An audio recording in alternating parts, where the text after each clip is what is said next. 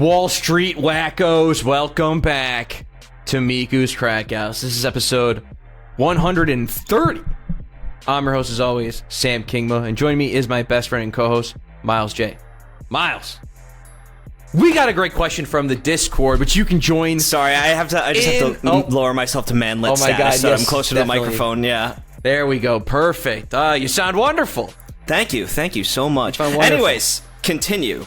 We have a question from the Discord, which you can join, link in the description. Ask us anything you want, and if it's a good question, we'll read it on the show. And we're what a fucking honor that would be, right? Exactly.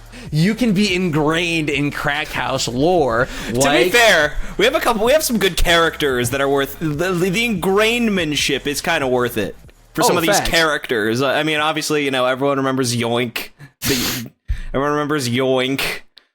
Classic character. R.I.P. Yeah, she died recently. Rest in pepperoni. Rest in pizza pie. She's not dead, by the way, just in case anyone feels sad about what just happened.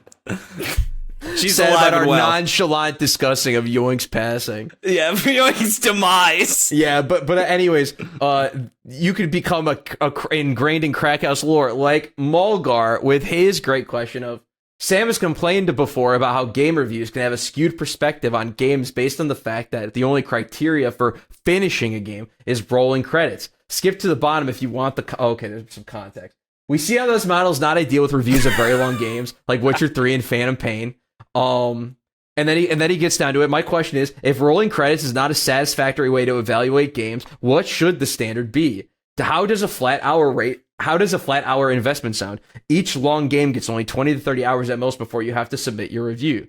So, Myles, how do you feel about this? Because it's kind of weird, because it's hard to review games because all games are radically different. So having a one-size-fits-all mold for game reviews specifically, I just don't think works or is conducive to good discussions about the games.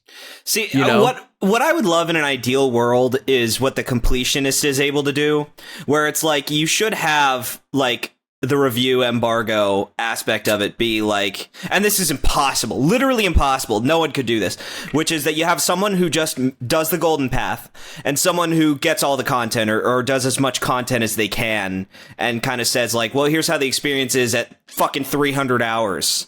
Because the Phantom Pain would probably not have reviewed as well if Konami didn't send people to boot camp. Yeah, if they didn't lie about the way that game plays out and make it because people only got to play 45 hours when it's still the best thing that's ever happened to you in your entire life. Because the game doesn't really start to lose steam until the second chapter. Yeah. And even then, do you want to distance yourself 6 to 12 inches from your mic? You're coming in a little hot.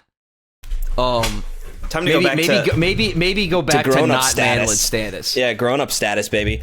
So I was like, you're coming in a little hot there. I don't want to hurt anyone's ears. Oh, you know why? I just realized it's because I have the Let me turn all this shit down. How's that? Yeah, that's a little more. All right, how is this? Okay, that's a bit better. That's a bit great. Better. Sorry, everyone. Very sorry, everyone.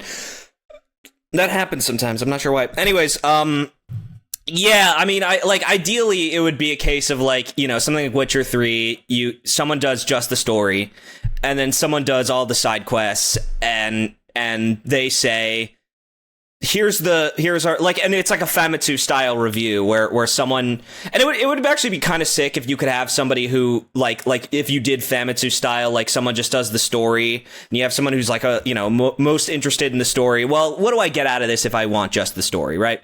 You have someone who does the a sort of a gameplay evaluation aspect of it, someone who does all the kind of side content, and everyone kind of just gets together and gives their version of their experience of it. But the problem is that you have such radically different people with radically different tastes. I think on the one hand, it does allow for more diverse reviews that wouldn't end up being like a God Hand on IGN, where apparently a bunch of staff at IGN love God Hand. It's just that they happened to give the review to a guy who hated it. Yeah. And now that's IGN's opinion of God Hand, even though that's not. It's just one guy's. And Yeah, it's just the guy who happened to review the game. And now everyone's like, IGN lives forever in infamy. Meanwhile, like, they've just done everything they can to like kind of distance themselves from that review, especially because a lot of the staff likes God Hand and has admitted to liking God Hand. It shows up on like top 100 lists for like PS2 games and stuff. Like, the site likes God Hand. It's just that that one review was really negative. And so, like, I like the idea of doing a Famitsu kind of magazine style thing. There was a very famous one where someone like really shit on Yakuza 1, and then the other two editors, like the other two people on it, were like, yeah, Mark, you're insane. You're fucking nuts. This game is incredible. What are you talking about? And so, like, I would actually kind of love it if you had, you know, people who all get to do their different experience, like based on like, do you like to 100% a game? Do you like to do everything? You know, and then everyone kind of gets together for that, and maybe like there's, you know, you don't have to do an aggregate score. Maybe there's a score for like different levels of completion or different levels of experience. Like, I would actually love it if games could tell you like, yeah, gameplay wise, this is a 10 out of 10, but like if you're really here for the story, it's not happening for you. Yeah, and like that's useful. It's because like this is the thing is like, because this is something like Mulgar brings up where he says like about like a flat hour investment of just like sort of you just kind of play a game for like 20-30 hours and it's kind of you just base your review off that. And like to me it's like we kind of already get that content with like in first impressions or impressions videos or write-ups and stuff about games. And like I think that like I gotta be honest, like in a sense like the first impressions and stuff like have some more merit than like a lot of these like consumer reviews for me. Because it's just like, here's someone who's played this game for like 4 to 5 hours, and they're like, this is just like how I'm feeling about it right now. And it's like, because like most modern fucking, like, I don't know, like, I don't really, I gotta be honest with you, Miles, I don't really care a lot about like finishing games. Like, if I like a game, I'm gonna fucking finish it. But also at the same time, I'm not like someone who's gonna force myself to the end of a game I think I'm like falling off of or whatever, even if I really liked it or put a lot of time into it. Like, I got to the point of no return to Cyberpunk 2077. I probably had maybe anywhere between 1 to 3 or 4 hours of content left in the main campaign. I just didn't do it. Never went back. It's important for me to finish things. I think it's very important, especially because endings tend to really like either save or ruin something. Like, I think that there are some games where like the end, ironically enough, like for the two most recent Zelda games, it's kind of like an inverse where a lot of people like finish Breath of the Wild and like the ending's like the worst part of the game for them. And then a lot of people like report like losing steam on Tears of the Kingdom, and then that game's ending just like fucking nails the landing so much that a lot of people walk away feeling fucking great about the experience. Even though like a lot of them will be like, yeah, it wasn't too hot on towards the end. I wasn't really enjoying it. And then the finale happened and it was the best fucking thing I've ever seen in my entire life. Like, and to an extent, like that's actually more important, I think, to people who are only going to play one game for the rest of their fucking lives. Like that's it. And this is another thing too that we have to think about is that the people is individuals play games differently than one another.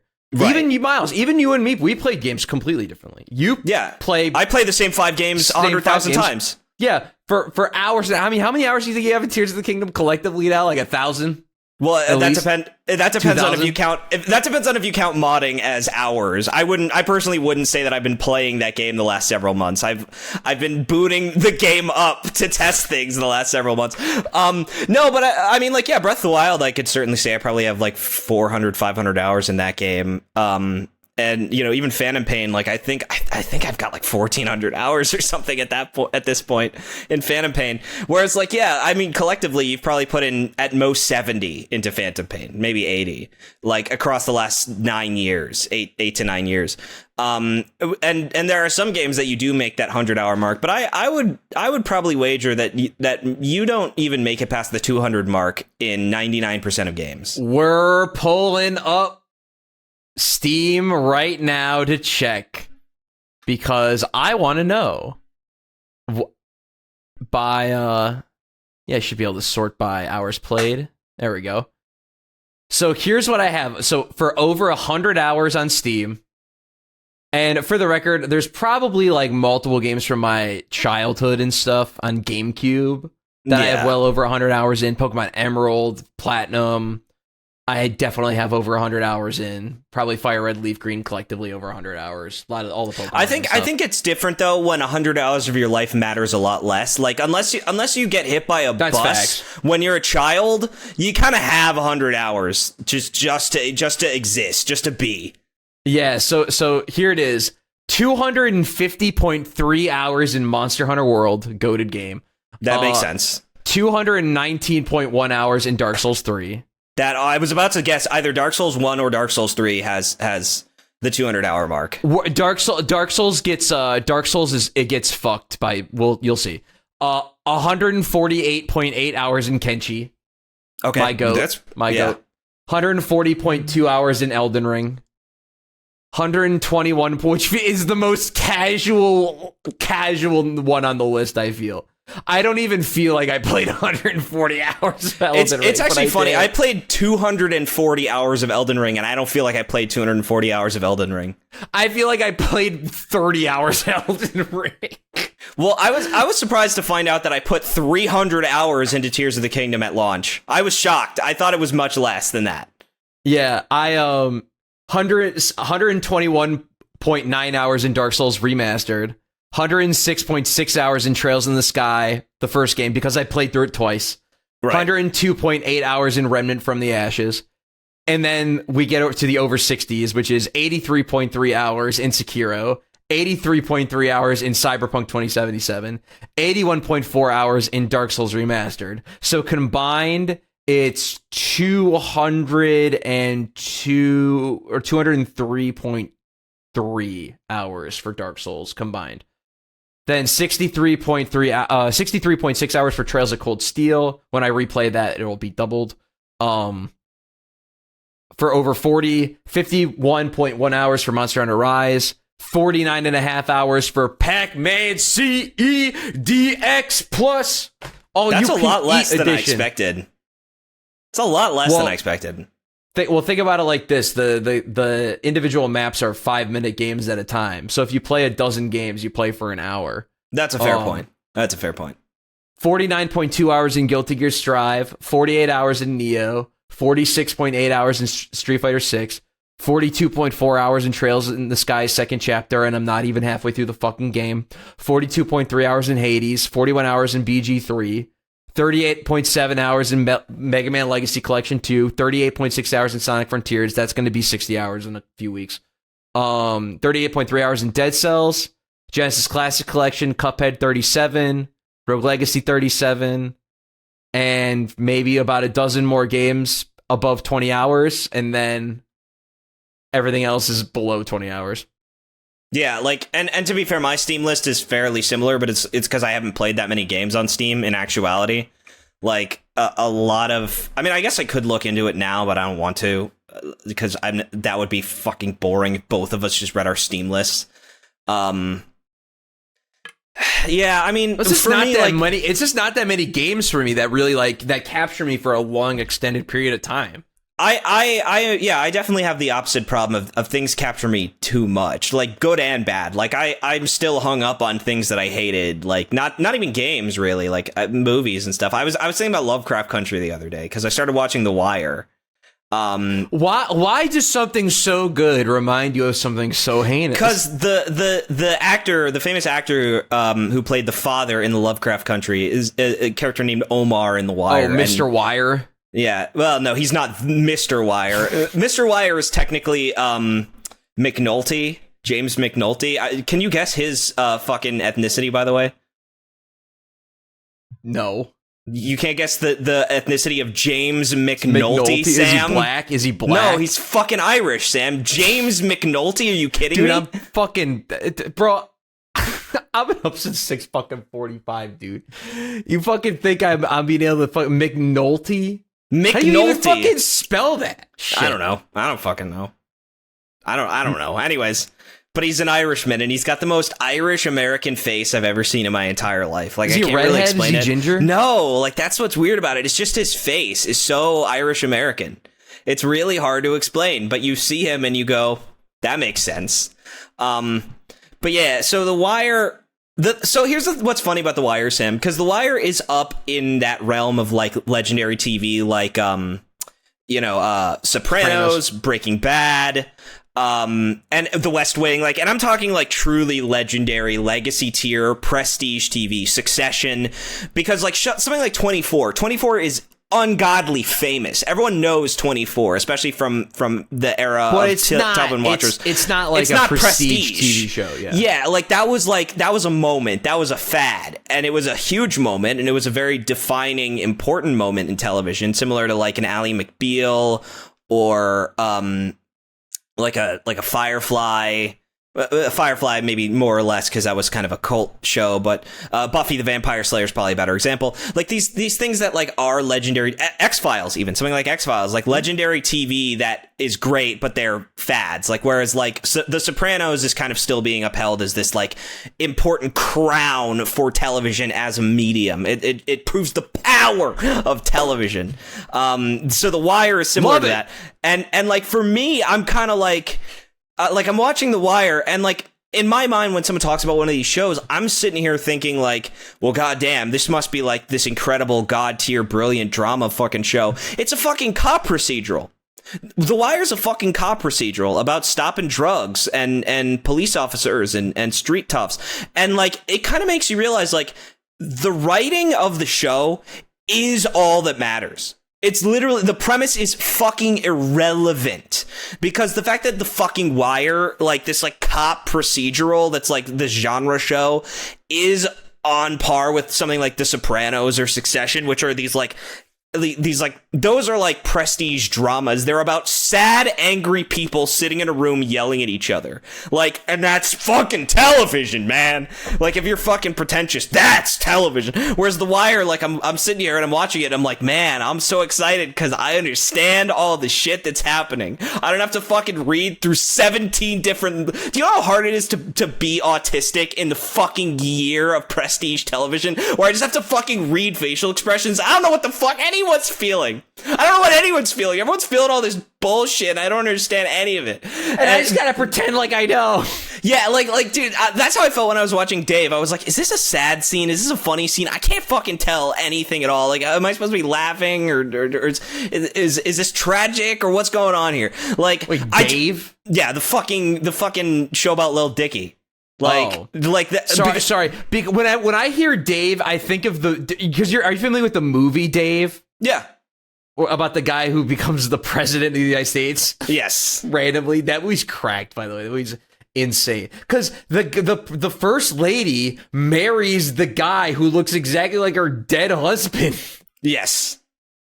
That's one of those premises, like the Distinguished Gentleman, the Eddie Murphy film, where it's just like that premise is so like a screenwriter is not proud of it. They did it to sell the script.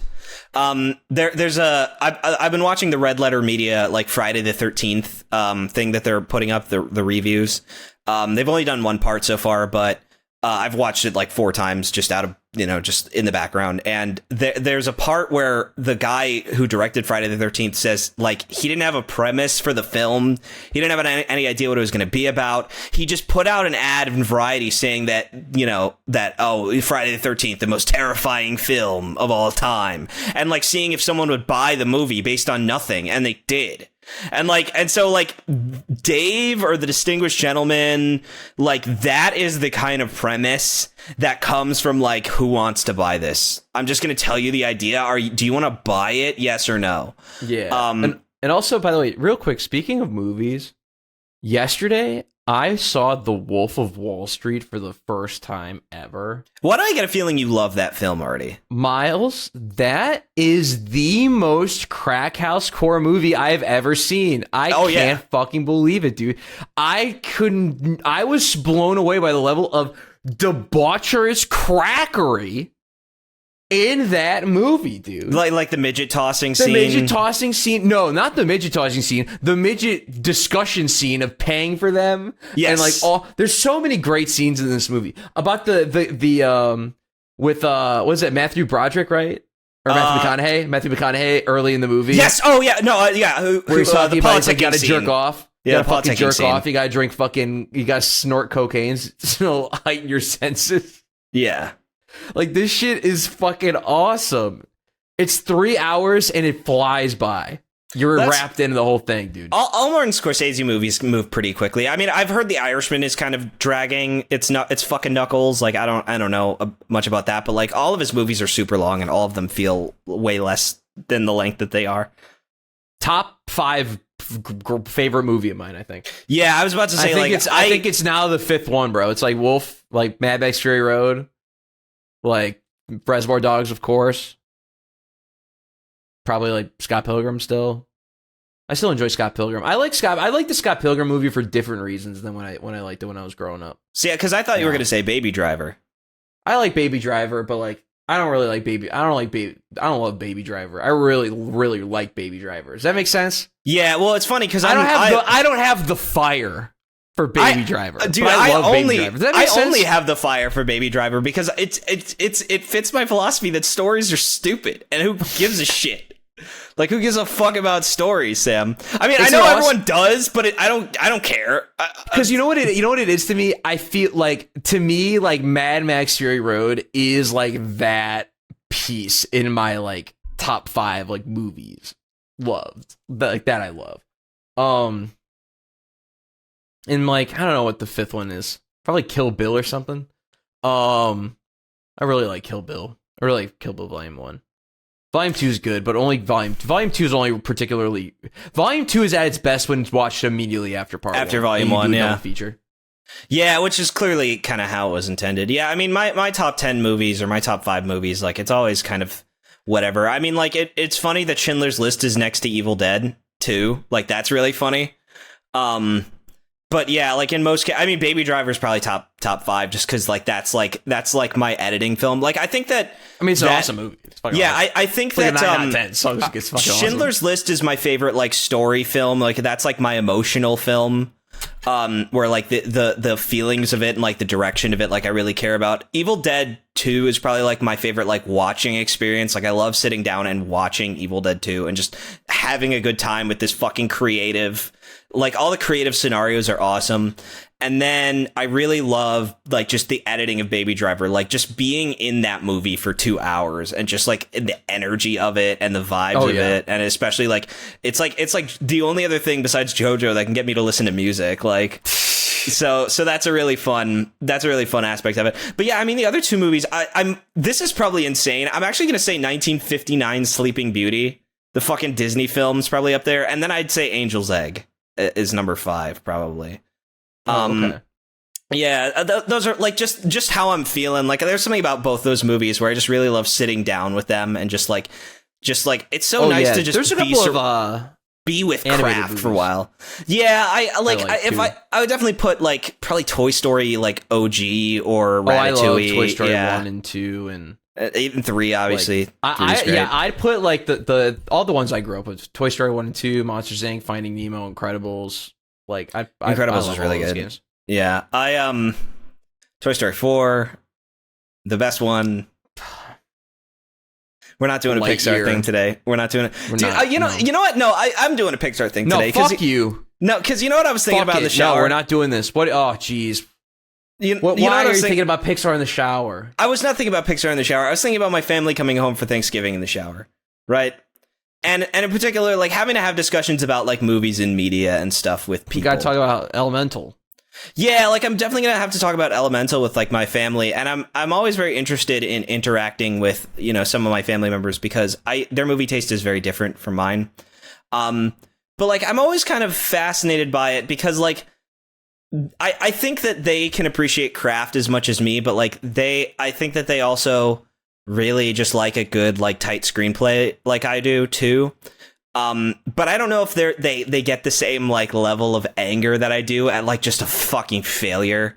Like, and I'm truly curious about this because like I liked Elemental a lot because the script is so thin and all the dialogue is so bad and it's just clearly someone's like passion project and their like animation just coming to life and like it's almost adorable how inept certain aspects of that film is. It's the most like, but I was comparing it to Lightyear, where Lightyear's trying so fucking hard to like be like that bitch, like that Pixar movie bitch, where like it wants to have like the you know, oh, our hero's got to learn hard lessons like Incredibles and Ratatouille, and like it wants to, you know, like it's dramatic and there's all sorts of fucking, and it's just a complete fucking failure because Buzz Lightyear's an asshole and he fucking fails at everything, and a bunch of people have to mansplain him through the entire film. And like I've just been thinking about like there's got to be someone out there who just likes a boring piece of garbage movie like fucking Lightyear because at least the script is decent, you know? I fucking hate thinking about Lightyear, bro. I fucking hate it, dude. I hate this shit. I hate how we keep fucking coming back. Well, it's more a case of what I want to highlight with this one is not Lightyear in particular. It just got me thinking about like, because we're always talking about how everyone's very different and everyone's enjoying things from a different way. Like even you and I, that's part of the friction of the show, the conflict of certain episodes of Crackhouse, debating ghost stories and shit like that. Like, because you know, with movies, I think you're just very much, did I have a good time? Yes or no? Was I fucking let down by the explosion at the end of at the middle of Oppenheimer? Yes or no? You know, whereas like I ended up really liking Oppenheimer because of the editing and like the speed of it, the pace of it. Like I was just very riveted by how it moved. So everyone kind of watches movies in very different ways, but like truly someone must fucking sit in the theater and just watch a piece of garbage like Lightyear that has like no emotional anything and sucks ass and likes it more than Elemental because like the dialogue is better or some crap. Like just like, even though like one makes you feel something and then the other one doesn't, but like the dialogue's better. And what really got me thinking about this today was that I watched The Amazing Digital Circus, the new pilot that everyone's raving about. One of these like every couple years, like an internet pilot comes out and everyone goes nuts over it. Oh, like Bravest Warriors or Has Been Hotel or something. Yeah, like that. those are definitely the two. Can I get that name one more time? The Amazing Digital Circus. What the fuck? You keep talking about it. I just wanted to see what it was. Yeah, I'll keep talking about it. So first of all, I watched this pilot, right? And I get to the end of the fucking pilot because one of the voice actors is bugging me the whole time. Not that his performance is bad, but because I know his voice. I'm like, I know this guy. Sam, do you remember the Autarch of Flame?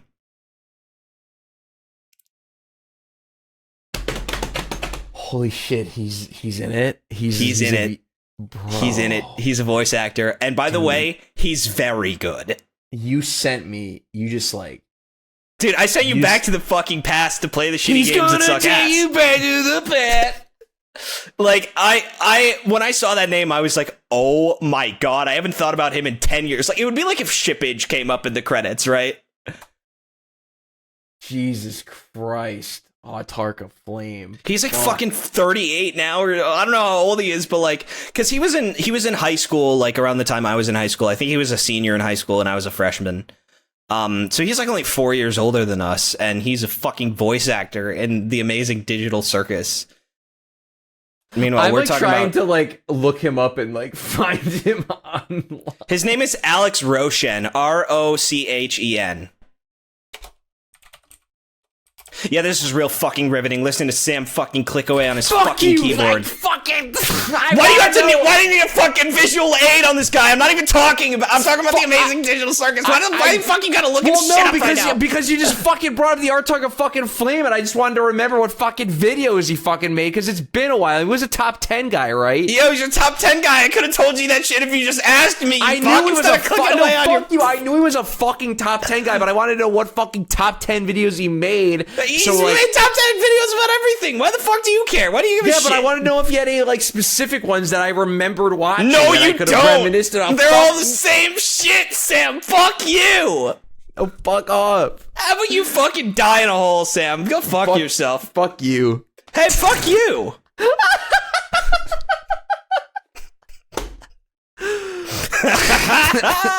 This show's in a fucking death knell.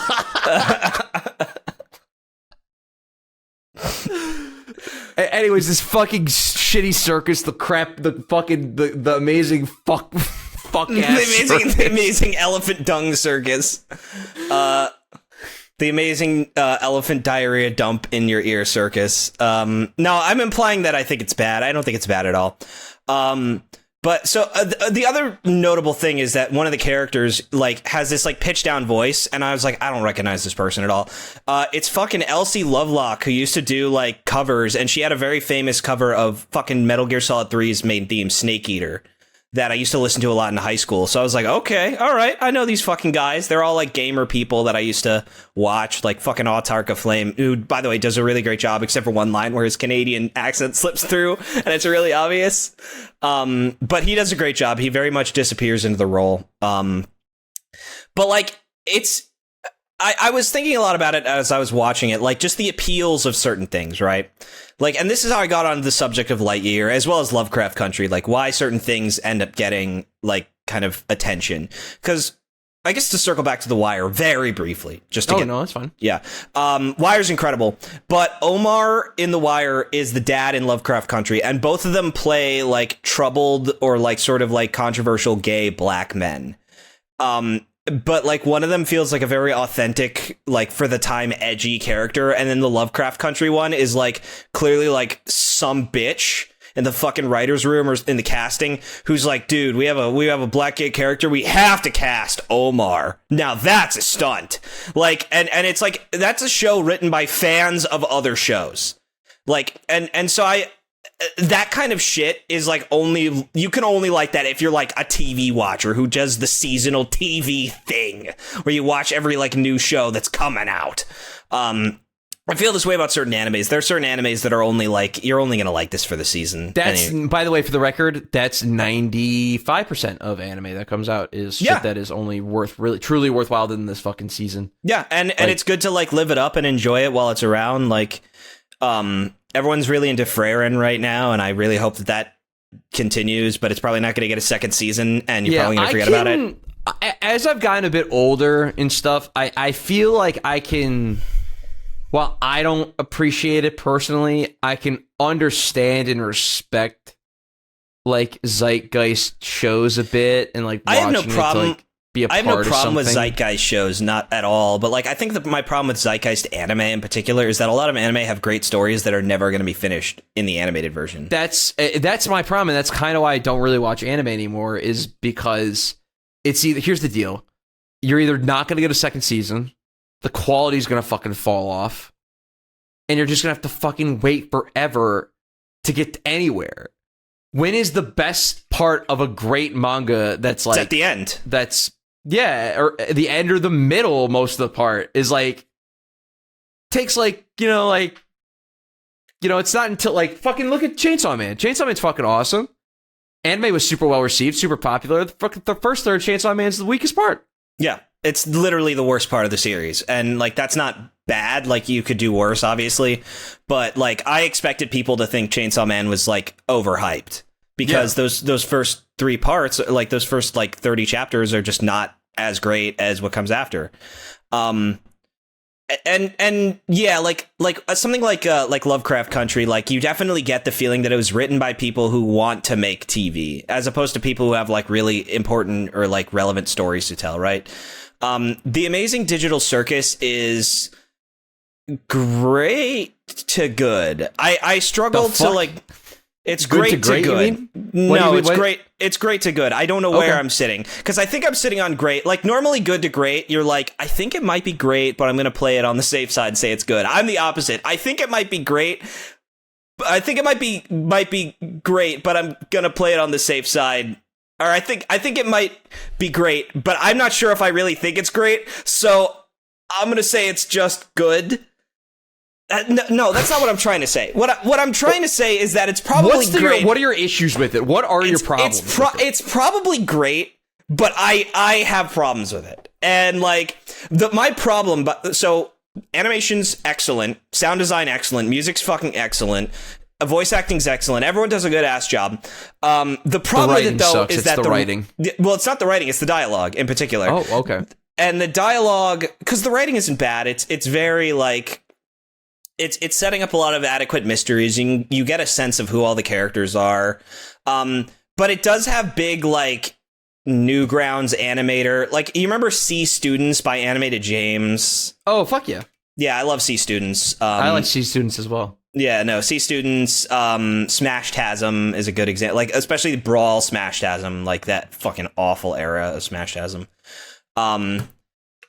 Like, pre-Hellbender, like, pre-Smiling Friends, like, Psychic Pebbles pilots, like Hellbenders, where, like, the writing is, like, I can't really explain it. The writing is, like, it's people saying exactly how they feel and exactly what is what is going on for the sake of comedy. Like, I really struggle to explain, like, the comedy would be someone like, I'm so mad that I'm pointing at you. That's how mad I am. That's like the joke is like that they're saying the obvious in a way that is inelegant. Like, it's not a joke. It's just this like weird thing that the internet really loves nowadays. Like this, like, it's very like Marvel adjacent humor. It's not even self-aware. It's just like it's self-aware of what isn't being said. Yeah. Like of the fact that this line, it could be good with some effort, but we're not going to do that. Instead, we're just going to make the humor about how little effort was put into the line, right? Like, I just can't explain it. Like, if there's this is so hard because it's so specific. So, for example, characters who like very specifically deny something that's clearly obviously going to be a part of the story, where they're like, well, it's not like, you might be thinking about escaping the digital circus, but it's not like there's a glaring red door that says exit. Surely you didn't see that. Like, you know what I mean? Where it's just like, oh man, I fell out of my chair on that one. Oh man, yeah, you got the whole gang rolling with that line. Yeah, like I can't explain it, but like, another good one. Instead of a character like being in physical pain and like acting out physical pain, they'll be like, I'm in so much pain right now. Like that's the worst example, and of course that's in the show too. But the animation is like fucking god tier for like a CG cartoon. Produced by a bunch of internet people. Like, I truly didn't think you could get something that looked that good, like just with such a small team. Because it's only a team of like 20-30 people. Like, I was skipping around a bit. It's pretty it looks great. Good looking. Yeah, it looks great.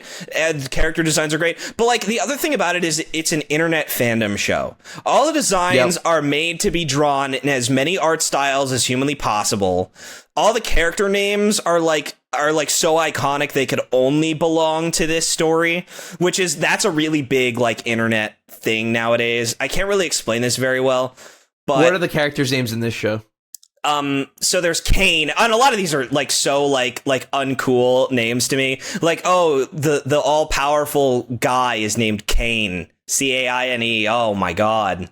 What a cool name. Like, that's one of the lame aspects of the show. Like, I know I'm focusing only on the negative aspects of it because I thought it was very good, but there's a lot of, like, the negative aspects are so specific to me that I, like, notice them. Yeah, because you're like a writer by trade. You're like a writer by trade, so you like are specifically attuned to all this shit.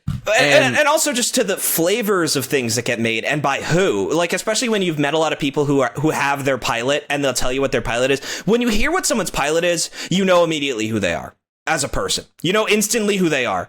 And like, this is like the most internet pilot I think I've ever seen in my entire life. Like, you watch Smiling Friends, right? And Smiling Friends like fits so perfectly into Adult Swim. Like, that does not feel like an internet pilot, even though it kind of is.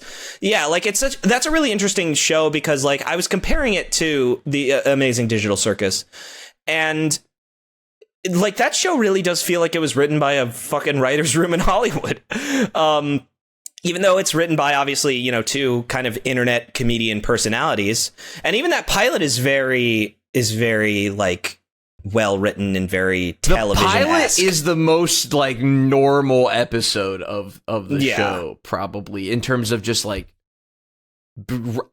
like storytelling act 1, 2, 3 structure type stuff. A plot, B plot. That's what you want for a pilot. You want to show them that you actually know how to write a fucking episode.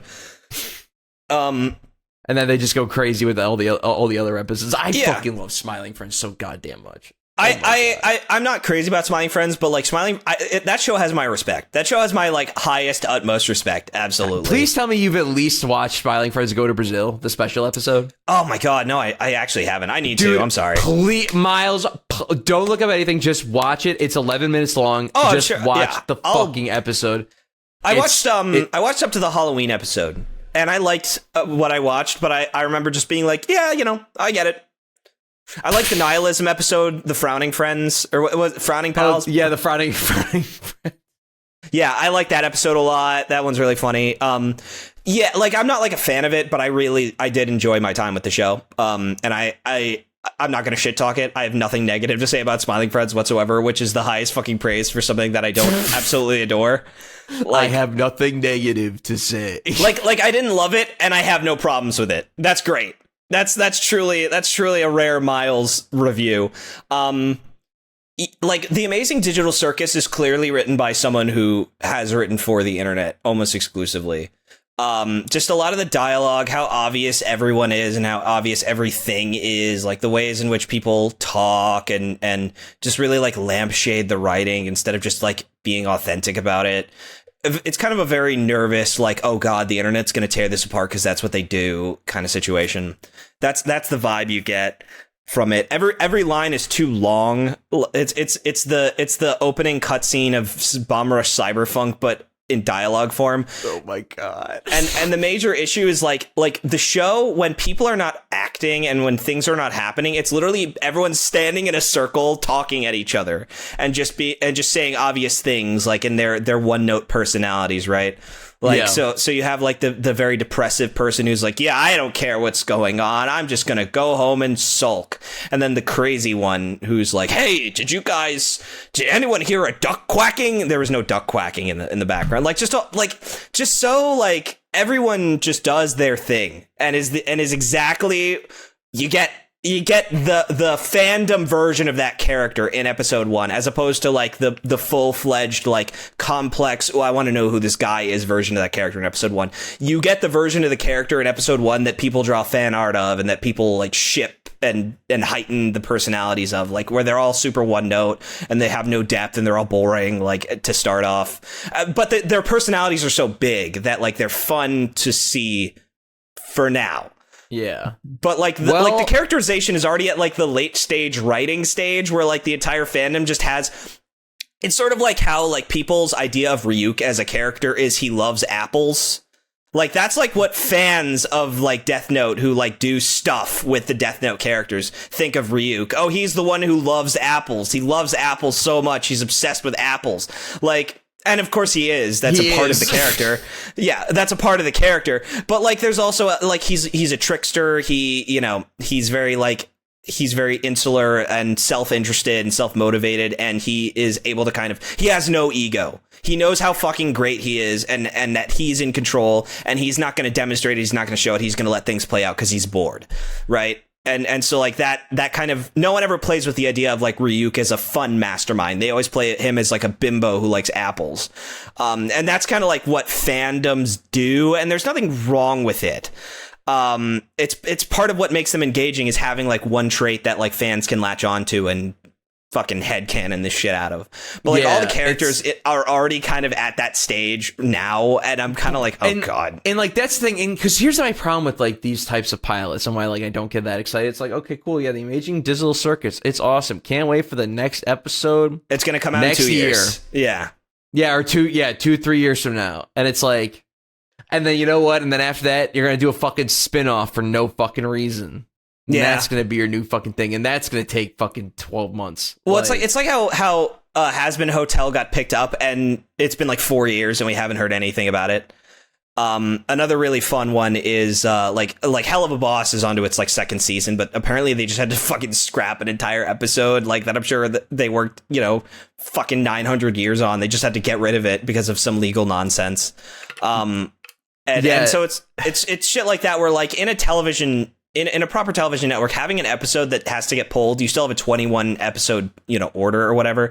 Whereas like when you are earning the money back to make the next episode, like shit like that happens. So the Amazing Digital Circus episode 2 is going to come out in a year and a half. And by that point, I'm going to be too much older to care. And my sensibilities are going to be completely different. It's like I'm going to be like, you're going to be like fucking over it. It's like, yeah, like that's how I always feel about these sorts of things. And but I think one of the things I really want to talk about with the Amazing Digital Circus is names. And just like the way that internet people name their characters versus the way the rest of the fucking planet names their characters. Because I'm sorry. So we heard Kane. I want to hear a few others. I just need to say up front, the two people who suck the hardest at naming things are trans women who are terminally online and terminally online pilot writers. Those are the two things. Normal trans women will fucking name themselves something like, Jessica, Emma, Robin, right? Like fucking normal names. And then, but fucking terminally online ones will be like, yeah, my name is Onyx, Crystal, Amity, like, yeah, dude. The most like porn star names. Yeah, like they pick like, again, they pick names that are not just feminine, the most overtly excessively feminine, non-normal names possible. I mean, it is truly the name that someone would give themselves if they could give themselves a name. The famous joke from 30 Rock, it's like, we let our own son name himself. Isn't that right, Spider-Man? Like, it was a great joke, by the way. And like that's the same energy. Like a trans guys don't fucking transition to name themselves Spider-Man. Like it's just an oddly specific. Bruce Wayne. Yeah, like imagine or Bane. You got to admit though, like if a trans guy transitioned and like their dead name was like Emma and then he chose Bruce Wayne, like that would be sick as fuck. You have to admit. Yeah, that's pretty dope. That would be kind of dope. So I guess what I'm trying to say is like if you're gonna transition, you're gonna pick a name, pick like a fucking badass name instead of a whore's name, instead of name of a fucking whore. Name yourself Chitara. I don't give a shit. Like, just don't pick Roxanne, okay? No one's named Roxanne. Roxy. You don't love for Roxy. Oh no, I show my love for Roxy by putting $5 in her snatch. Like, fucking, don't name yourself Roxy, you fucking whore.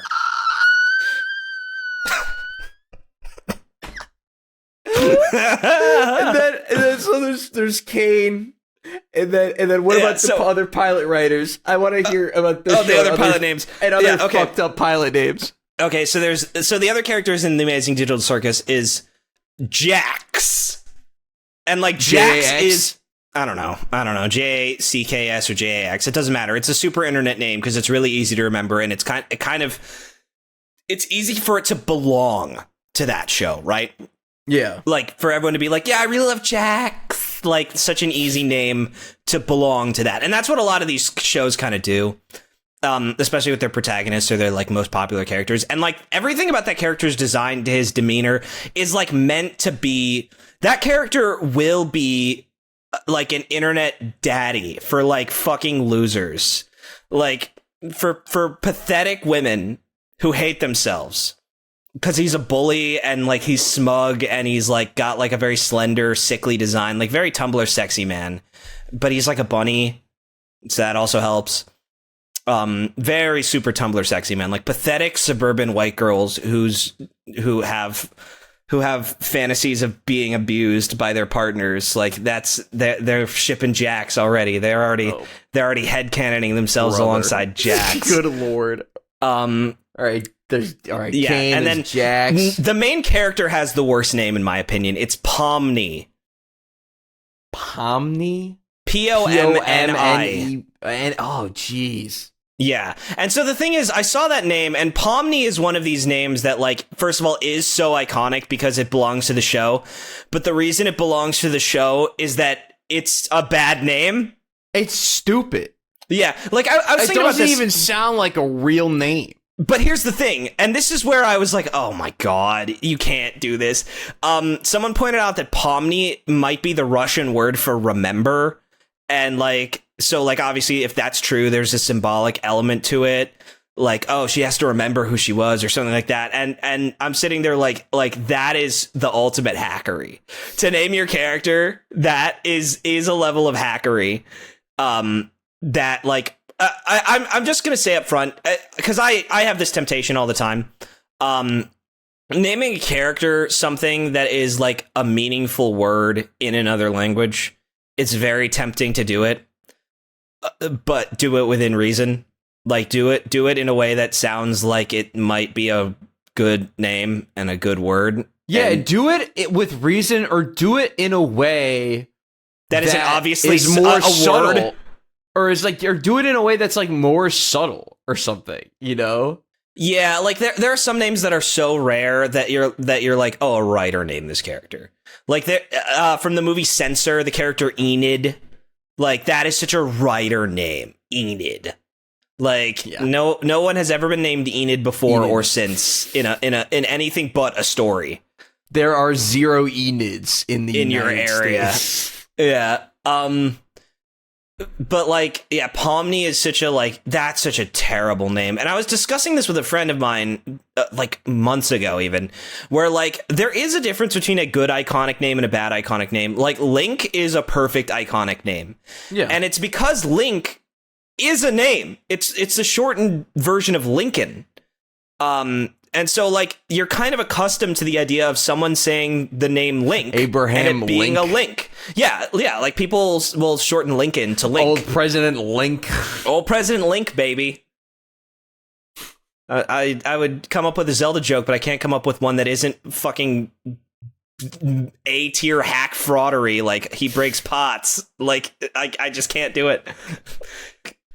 Our last line of defense will be Abraham. Just him getting shot in the head. Do do do do do do do. It's a bunch of like black people gathered. Like instead of Zonai, it's a bunch of black people gathered together, like talking about civil rights. Holy shit! And then a big white guy comes in. He goes, "Don't look away. Witness the birth of a nation." And then they all shoot him with their divine beast. Yeah, their divine beast lasers. Yeah, and then Calamity Whitey fucking dies. Calamity Honky.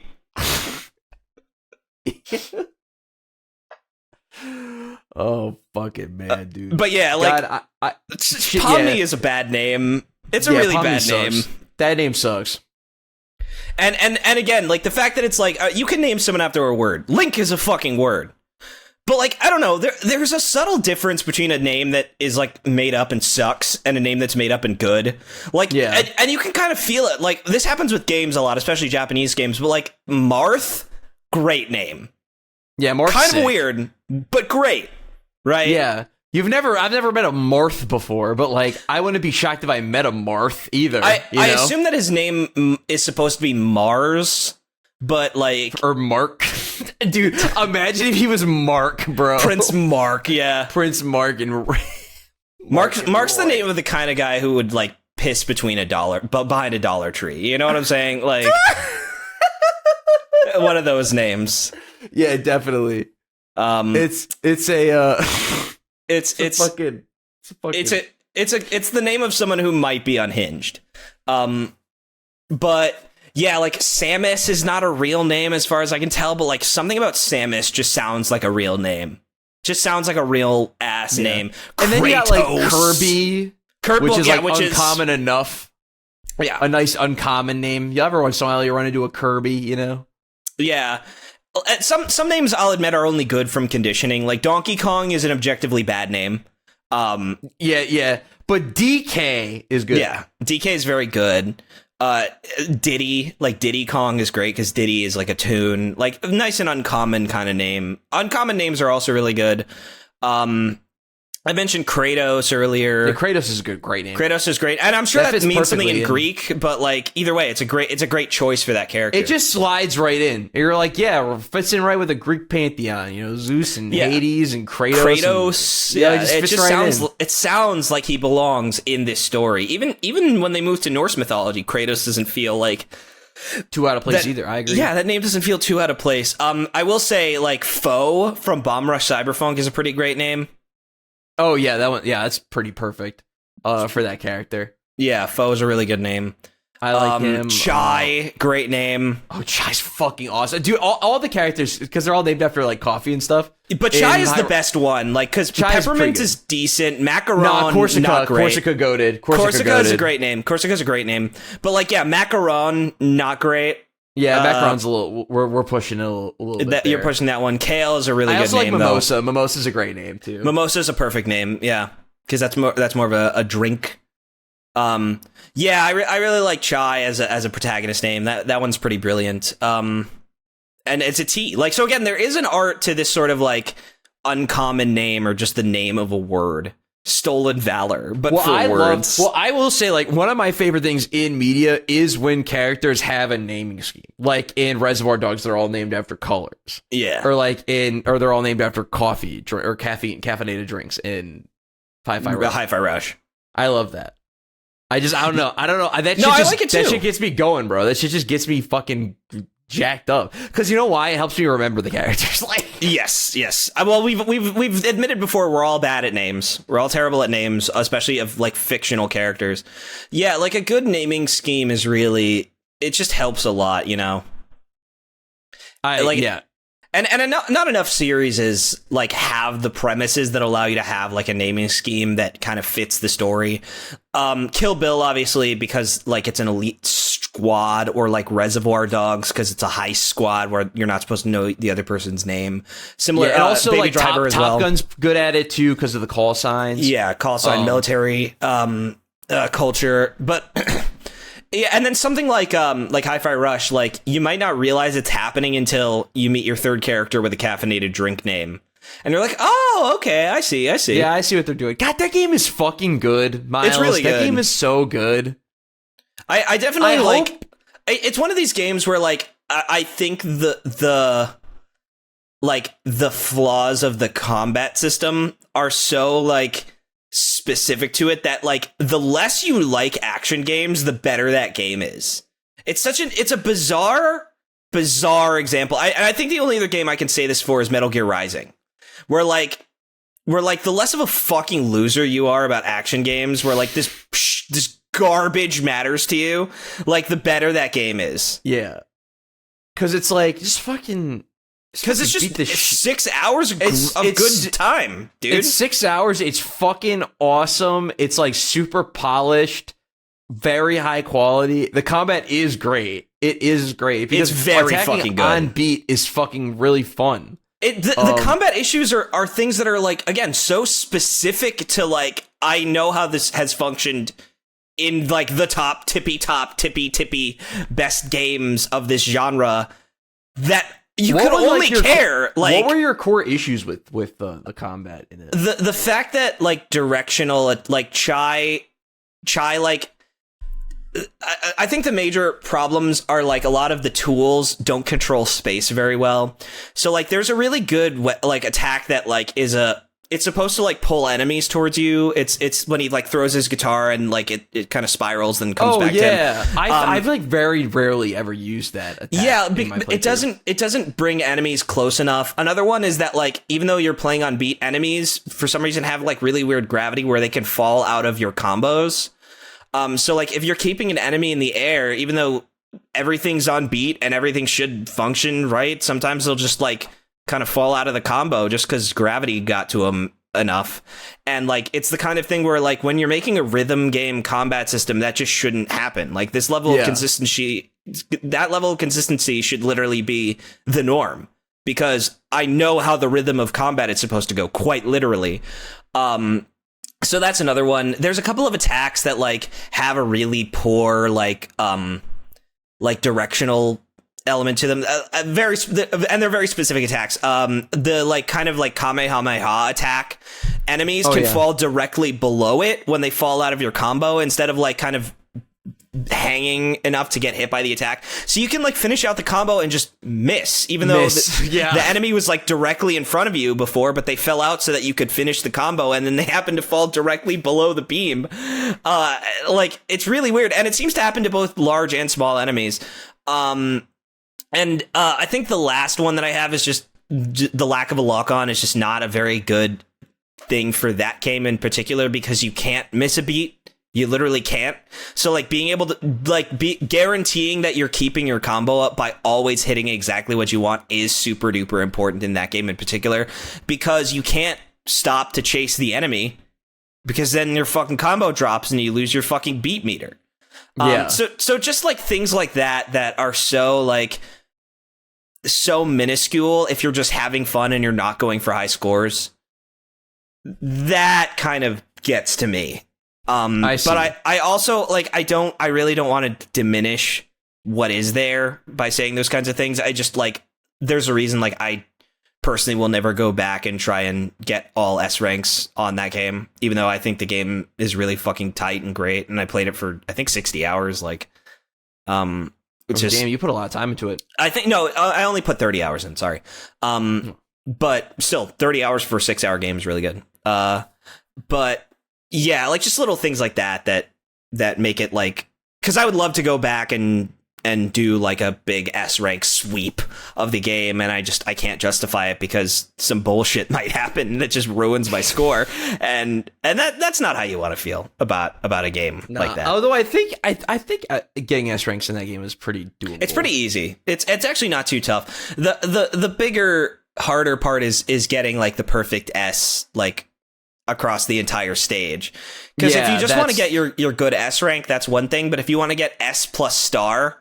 like that's where it gets really annoying, especially like the fact that like if you fail a level, or if you fail a battle, that's it. You just got to restart the chapter. You got no choice. Like it's very similar to Bayonetta, where it's just really harsh, as opposed to like a DMC tough, where like you don't have to get S ranks on every fucking fight to get an S at the end of the stage. Yeah, you just got to perform at a high enough level. Yeah. And it makes sense because not every combat scenario is going to have enemies last long enough to get like a triple S, like depending on the enemy type. Like sometimes they're just going to die too fast. Yeah. But yeah, no, God, I want to, dude, it's so funny, dude. Now that I'm working, I don't have any time for games anymore. It's like so sad. I game like maybe like 5 hours a week, if that. What a fucking tragedy. What a fucking Greek tragedy, bro. I think the thing about, because I'll get honest. We're an hour into the episode. I'm definitely worried about like what the future of Crackhouse is going to be like now that we're both working men. And to be fair, I have enough downtime with work because it's a project to project thing for the time being that like I know I can still get into some tomfoolery and some hijinks, but like when we're both working, like, and we both work pretty long hours, like, yeah, like what are we going to bring to the table? It's the first time I've ever felt like shit, we have to do this show this week. I got nothing. It's like one of these fucking things where it's like all I do is like go and do my fucking job. Like I go and do my job and I fucking go home and I sit on my balcony and I fucking smoke weed, contemplate life, and play Sonic Frontiers for an hour and go to bed. Like the other big problem too is like we can't talk about our work online anymore without like possibly like I'm getting ourselves into some trouble anymore. Yeah, like pizza delivery is a very different thing. Like we have such specific jobs that also require us to kind of keep our noses clean, so to speak. And so the only way to do that is to have like a relative level of plausible deniability to some of the bullshit that we've said on this fucking show. That's not me in that video. That guy. Because I mean, here's the deal. I have really no problem with any of the shit we said on Crackhouse. I don't think any of the shit we said on Crackhouse is like so heinous or anything. Because it's all fun. It's all stupid. It's all fucking dumb. I think it's an issue of like that's the case for us and our very small audience. But like I don't know what like someone at a company who has like standards and practices to worry about might think. Yeah, because that's the problem. Because I totally foresee, because like I don't need to talk about what I do for work, nor do I really necessarily fucking want to do it. I mean, honestly, I come on fucking Crackhouse just to fucking hang out with you, Myles. Like we just fucking chat and shoot the shit and stuff. That's what's fun about the show. I think it's just the fact that like it is a good chance for us to kind of check in. But I also kind of want to bring it each week. I want to make sure that people feel like they're not wasting their fucking time with this episode, even though I rambled the entire, because I didn't fucking sleep at all this last like week, which is fine. It was my choice to work that hard, but yeah, like me trying to sum up the amazing digital circus like dialogue, that should have taken me 30 seconds, and it took me 2 fucking minutes because I just couldn't put the words together. No, yeah, I had a fucking long day too, because I mean I've been up since fucking 6:35 I think today, and I've just been like, the other problem is that I do really boring shit. Like I'm sorry, modding Tears of the Kingdom is just not cool. It's just not cool. That's the thing. It's like, and that's the thing is like, I'll do like one thing a night that's like maybe interesting. Like the other night, I watched the lecture that our friend of the show Tom sent me about like the truth about food from Dr. Katz at SUNY. Good fucking lecture, great fucking lecture, and it's only like an hour long too. Totally worth watching. But like, it's like, all right, I watched that. I'm like, all right, cool. I'm going to bed now. It's 11:30. Like. You know what, Sam? I have beef with you. I got some beef that I want to talk about. That I want to. Oh yeah, let's do it. Because you said something last week. You said something last week that has like it's stuck to me like. Oh no! Did I say something that rubbed you the wrong way? Not really rubbed me the wrong way. Like this is all fun and games. Don't worry. Like I'm not actually. I know, but I gotta know what it is because I don't want Myles to mauled, bro. That's the last thing I want you to do is for you to mauled over some bullshit I said completely flippantly. Yeah, no. It was more of like an insinuation when you were like, how are you gonna find more YouTube videos now that you've like culled your YouTube thing? Like this was one of these moments where I got unnaturally like unreasonably like mad about it, where it's like, why the fuck do you think I want to be on fucking YouTube watching fucking YouTube videos, Sam? What the fuck? I got better shit to do, Sam, than fucking watch a bunch of shit. Like it was one of these really unreasonable moments where I was like I never realized how unimportant YouTube was to me as like a platform, as like a content platform. And like I think it just made me realize that like damn, there is a huge difference between like how much you like to just sit down with a video and just watch something and just enjoy it and discover new things. And for me, like I don't fucking care. I don't give a shit about what's on YouTube. But also like, to be fair and to your credit, recommendations right now are trash. Like the website is just littered with junk. Like with shorts especially, it's really bad. It's so egregious, especially on mobile, dude. You can't escape them. You just can't escape them. And I feel like I'm very rarely getting recommended like good shit from new channels I haven't seen before. It does make me wonder actually, because like I did used to watch, things and discover things that I would end up liking, but it did make me wonder, like, is it the fact that YouTube is not important to me, or is it the fact that I've just been recommended too much crap I don't want to see one too many times? Recommendations have objectively gotten worse. They have gotten worse. Okay. In my opinion, as someone who is an avid YouTube watcher and a huge consumer of YouTube, especially during the pandemic, recommendations during the pandemic were really good, really fucking good. Upwards of like 20, like anywhere, the whole era, honestly, from like 2018 to like 2021. Recommendations pretty good. And then it started to get a little worse. But this year especially, I felt like it's just the last couple of months have just been horrible. You know what it might be too is that during the pandemic there was a lot more like people just kind of discovering things. They just had more time to give things a chance. Yeah, and like now it's an issue of like YouTube really has to just push, like they're pushing the shorts too much. I think that's the big problem. Because here's the thing now too with YouTube is when YouTube initially went from it's all about the views to it's all about the watch time. There was a merit behind that decision, because if you're watching content and you're engaged with it for a whole 15-minute run, that must mean the video is entertaining on some level and should be seen by more people. That makes sense. And it decently makes sense. But YouTube now doesn't care about watch time of the video. They just care about people being on YouTube.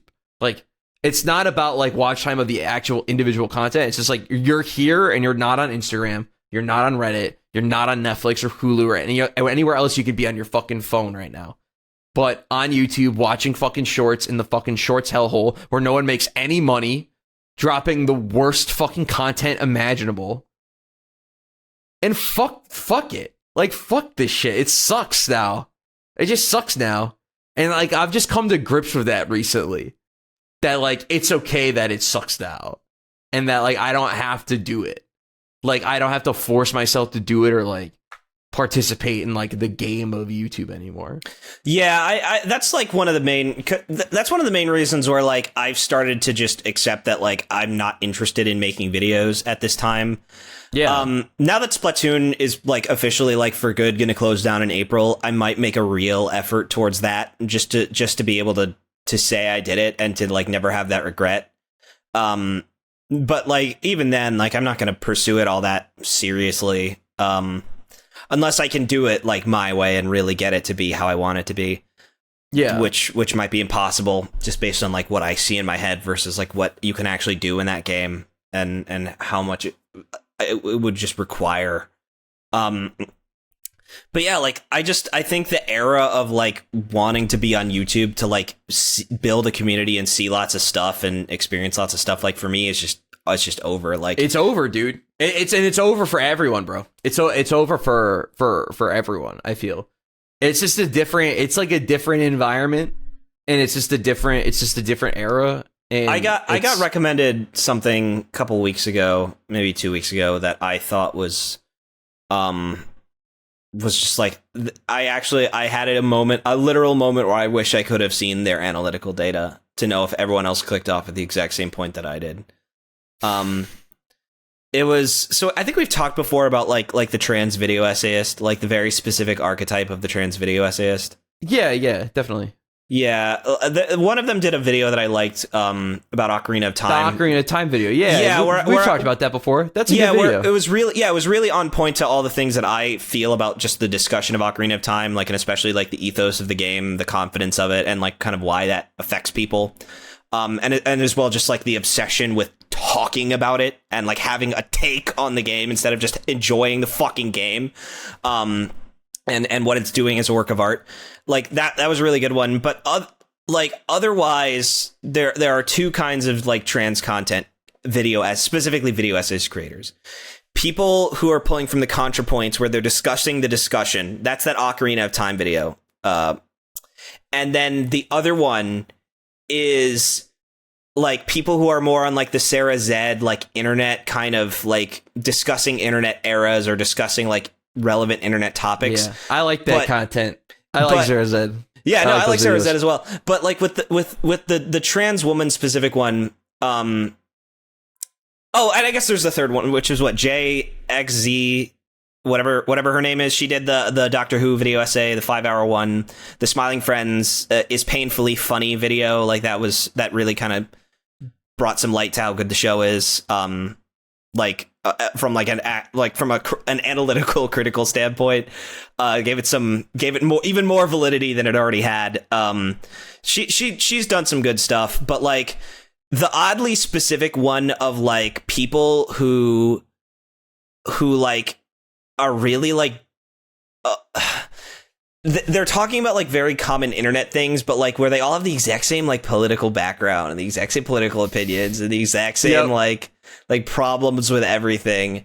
And so there was a video that was like a look back on like the 2010s feminist era, like when it was like pop culture, like feminism was pop culture. Oh yeah. And I lived through that and I saw that video and I was really hoping for a ContraPoints-esque, like, let's really delve into like how this happened really and why. Dig deep into like what the fuck was going on. Yeah, like and there is a bit of that, but like it's also a little too like bleeding heart for my liking, I think. The Sarah Zed video about sacrificial media, like I really needed to see that video, the High Guardian Spice one, because like that's a really good point of like people really got swept up in how bad the show was and trying to make it out to be like even worse than it is, even though at the end of the day, like when I finished the show, I think I said like, yeah, it kind of ends at like a 4 out of 10. It's okay, it improves. Yeah, it's just like online hyperbole and shit. Yeah, I really needed like that particular call out especially. So I really like when videos are deep dives into these kinds of things. But my main problem with like with that video was that it was a little too much like I don't want to say it was cringe, but it was cringe.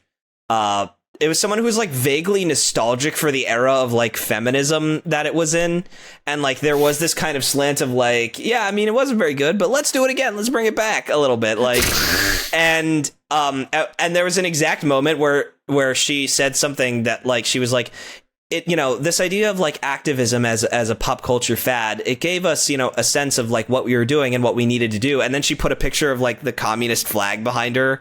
And this idea of like what we need to do is like be communist. I clicked off the video immediately.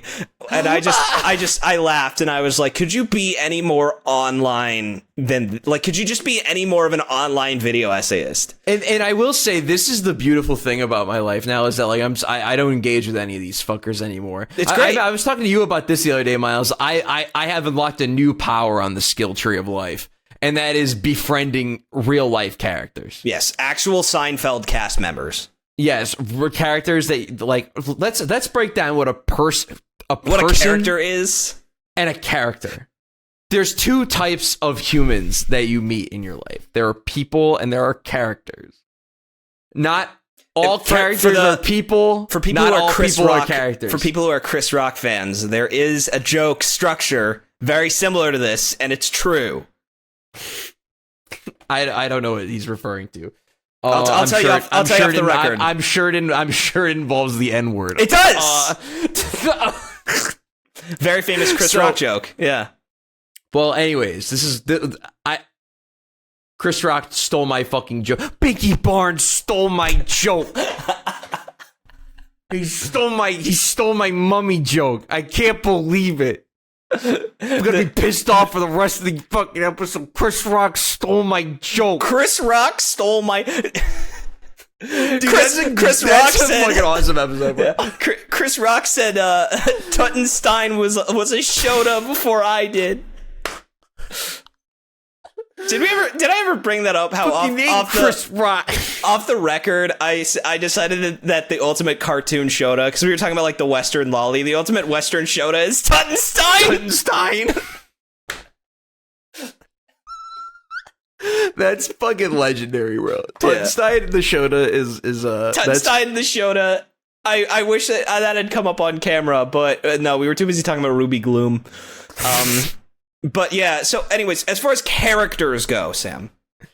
Yeah, like I've been able to meet and befriend just characters. Now, characters are people who have a peculiar personality or things they do that stick out immediately, and you know them for these things.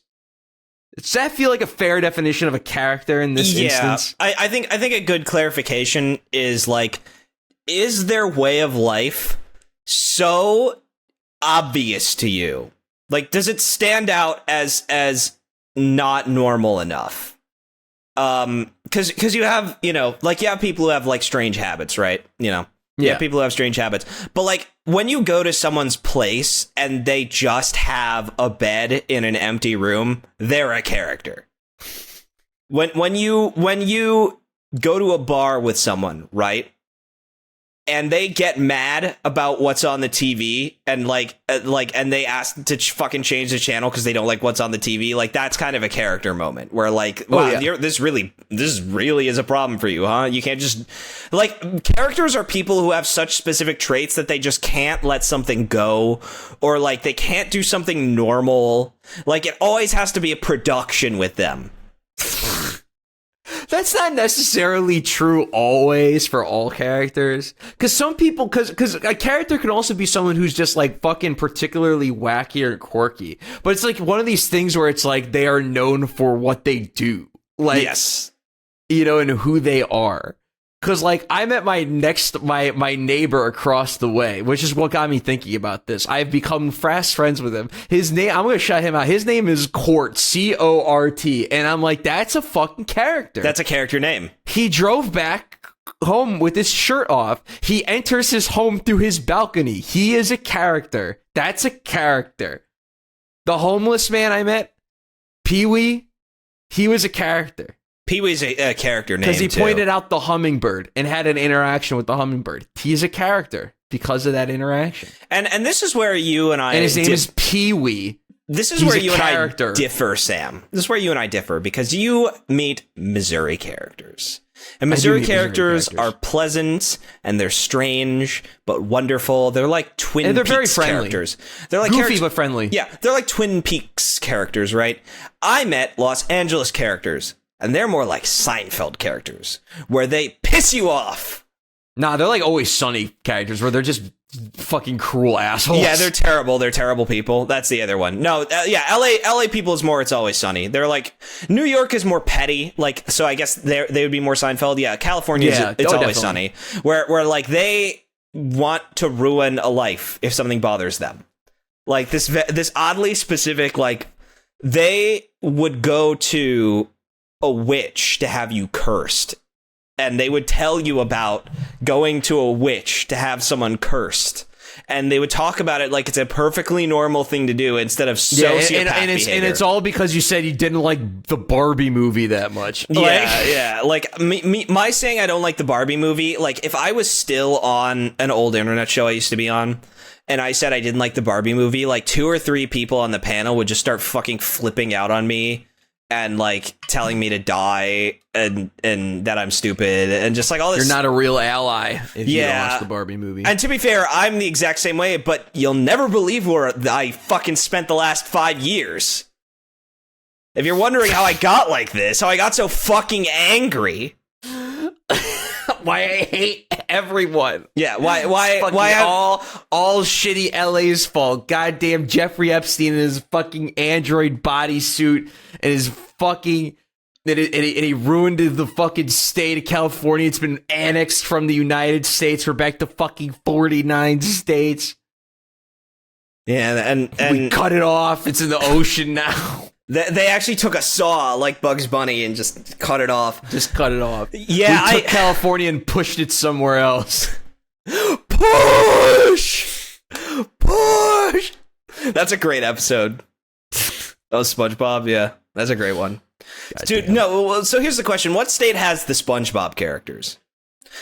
Because Missouri kind of has some SpongeBob vibe. You know what? All right, here's how we're going to end the show, Sam. I'm going to name a couple shows, and we have to decide if it's more LA or Missouri characters. Respect. Let's do it. Okay. And you also live in Florida, so we'll throw in Florida, too. We'll do Florida. The problem is I don't know enough Florida characters. Like, you don't know any Florida characters? Okay, that's cool. We'll keep it a Missouri and LA character. I got to be perfectly honest. Florida is way more normal than you'd think it is.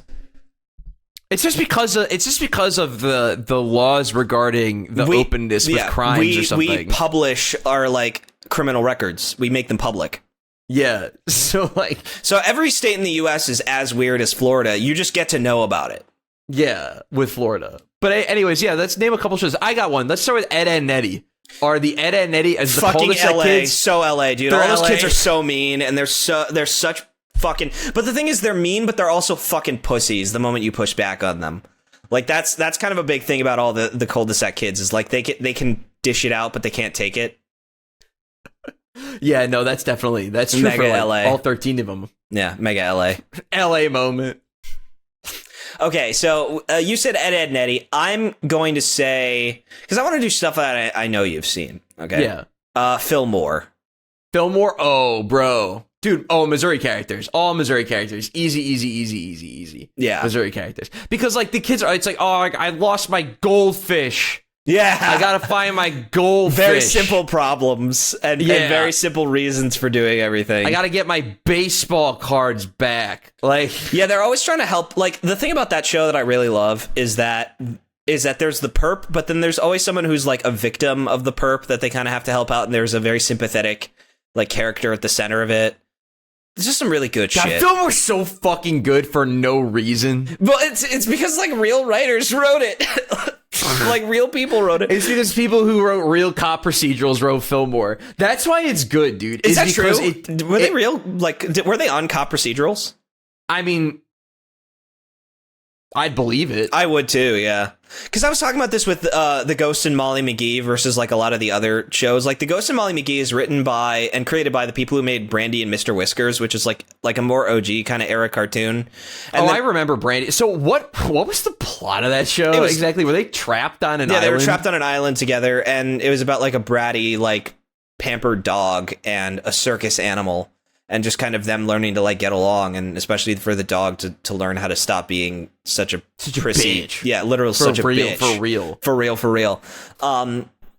Yeah, and so like, but again, you know, they've been around the writers' room for a longer time, and so like, even though the Ghost and Molly McGee has like a lot of kind of like elements that are very standard in these more modern shows, like an overly peppy female protagonist who's just so fucking happy to be alive, and like a sort of like hapless sidekick character, Maya and Miguel, one of the more older versions of that. That fucking brings me back. Yeah, that's a classic one. There's other ones of these that Dude, Maya and Miguel, LA, bro. Maya and Miguel is very LA.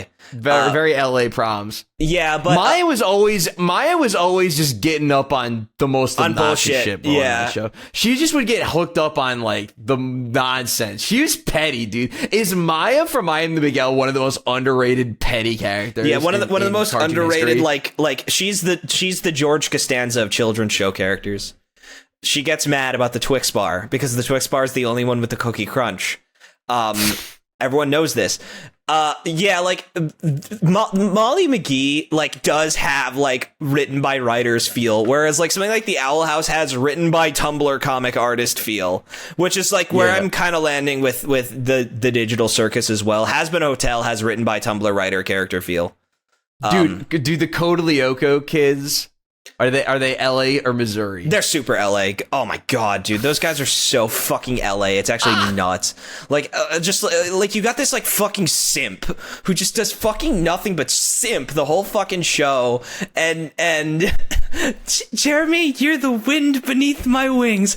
Oh, just the straight up nut of that moment. Like, dude, you only meet fucking pathetic simps like that in Los Angeles, in LA. Yeah, like, or on the internet.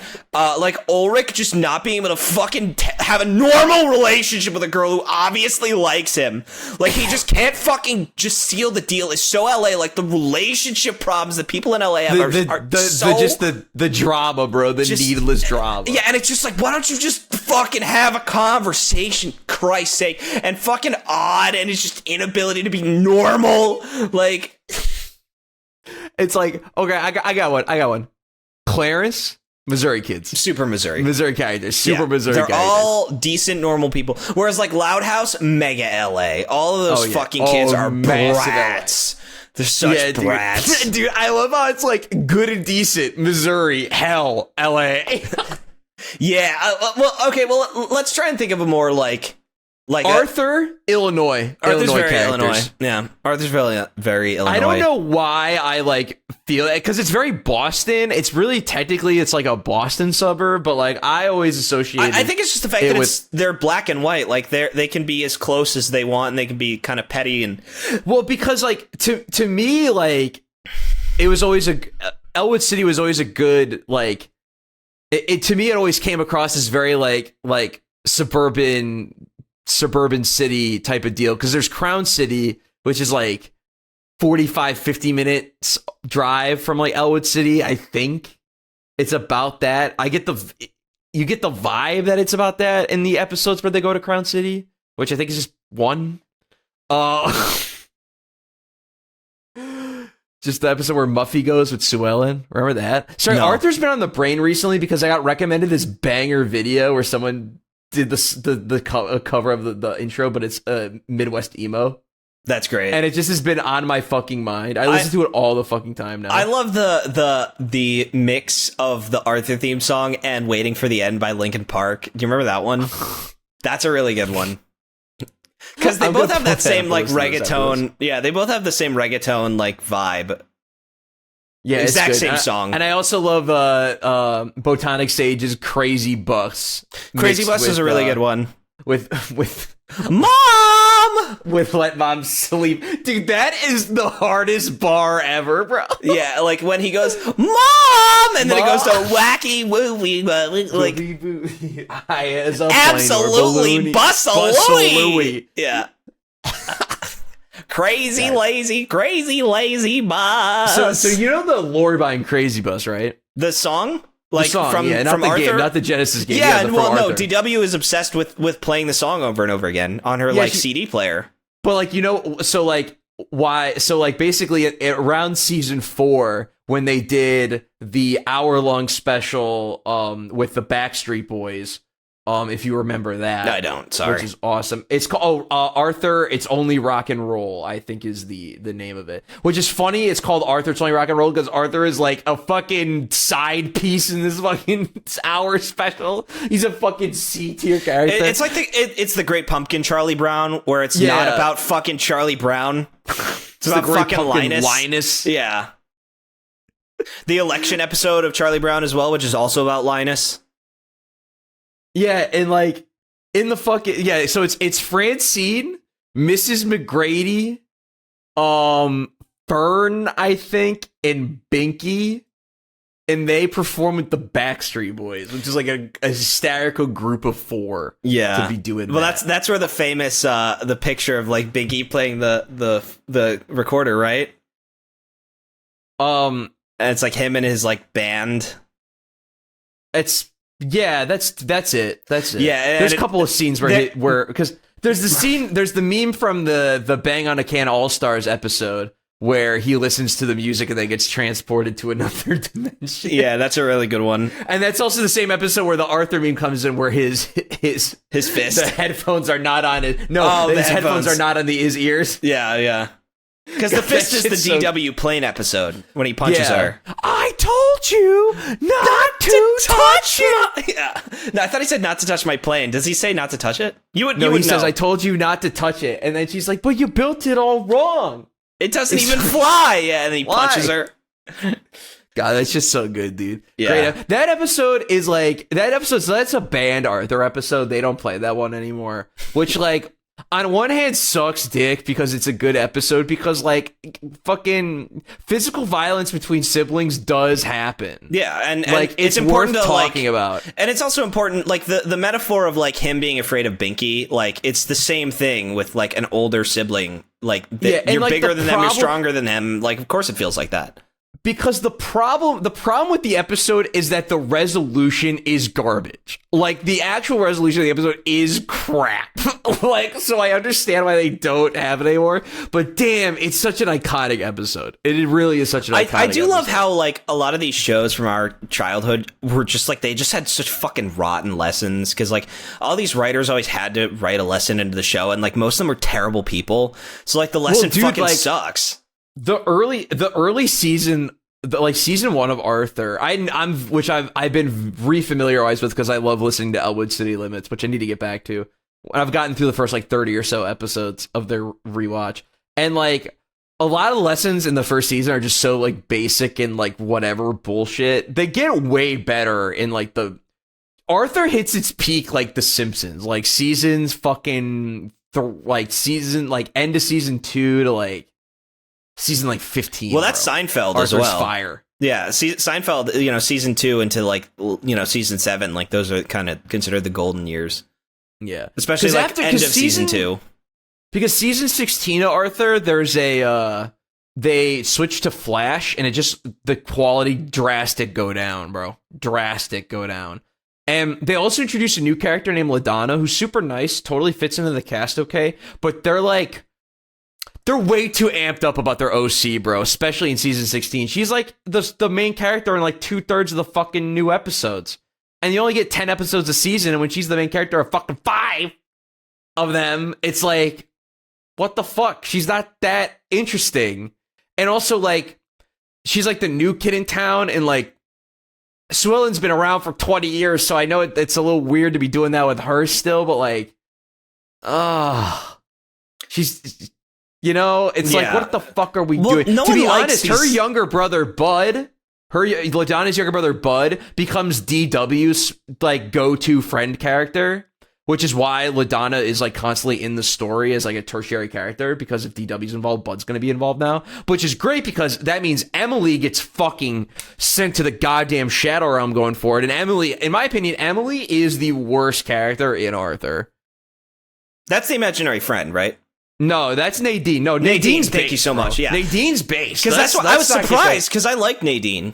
No, Nadine's fucking awesome, bro. Nadine's better the older you get because you see they have really good attention to detail with Nadine and the fact that like nobody looks at her. Like nobody who shouldn't be seeing her sees her or acknowledges her, or it's like they're really fucking good about that shit, which I find funny.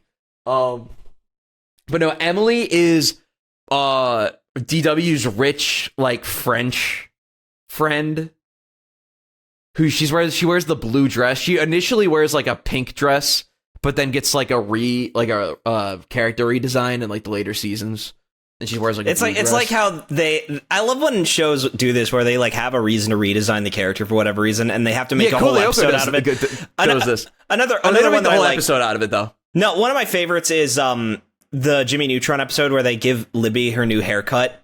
And like the excessively convoluted steps necessary just to reveal her new fucking design or new haircut, which is that they go to an ancient pyramid to discover a bunch of mummies, and then she looks a lot like their old queen, so they have to like style her hair like the queen, and then she goes, you know what, I'm gonna keep this, and then she does. That's wild, dude. I love random moments of continuity in like episodic shows. Yeah. It's like, yeah, this is purely episodic, but here, 1 out of every 30 episodes you watch, you're going to get something is going to change. Bullshit. Yeah. Yeah, something simple is going to change. Like, oh, he wears a green hoodie now instead of a blue one. The Danny Phantom D, which that one is a little more dramatic. That one's a little more dramatic, but like just the fact that it feels like that entire episode is about giving Danny a more iconic, like, logo is so silly. Like, I'm sorry, if you didn't do it the first time, then you're shit out of luck. Sorry, boys. That's the character now. Oh man. But anyways, I think that's all for this week. Yeah, this was fun. This was fun. This was a good show. Myles, I got nothing else to say today. I'm fucking tapped out, bro. I fucking had a long ass fucking week on these. Yeah, streets, let's just call it here. Let's, for our final words, we'll say get some sleep, rest well. And I guess try out the amazing Digital Circus. I do recommend it. Just try to ignore the glaring problems that I brought up that are probably going to bother the fuck out of you. Yeah, now that I've just made them apparent to you. Just watch Smiling Friends. Yeah, thank you. If you watch Smiling Friends,